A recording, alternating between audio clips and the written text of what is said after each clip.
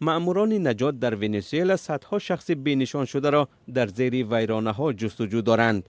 روز 25 ایون زمین در اطراف پایتخت ونزوئلا لرزید و مکانهای زیادی را خراب کرد.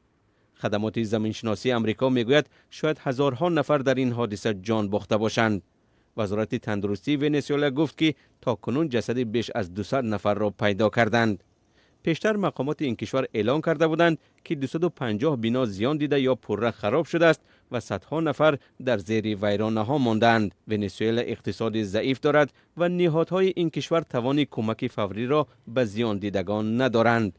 پس لرزه ها نیز کار نجات دهندگان را سخت‌تر کرده است. این ساکنی ونزوئلا را از زیر خرابه ها سالم بیرون آوردند.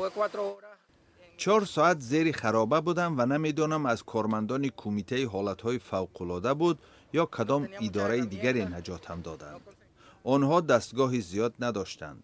آنها نتوانستند با تجهیزات بتانها را شکنند. همه را با دست اجرا نمودند. من هم تلاش کردم که راه باز کنم. در خانه هم جهاز زیاد داشتم که آنها مرا از دیوار چپه شده محافظت کردند. دلسی رودریگز پرزیدنت موقت ونزوئلا به لا گوآیرا رفت که بیشتر زیان دیده است.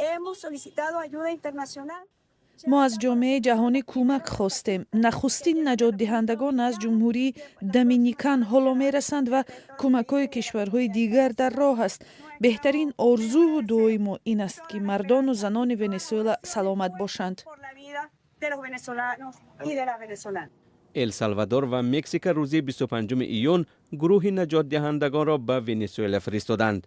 ایالات متحده آمریکا تحریم ها را نسبت به ونزوئلا سبک کرد و انتقال پول و مال و محصولات را در حالتهای اضطراری به این کشور که تاکنون ممنوع بود اجازت داد.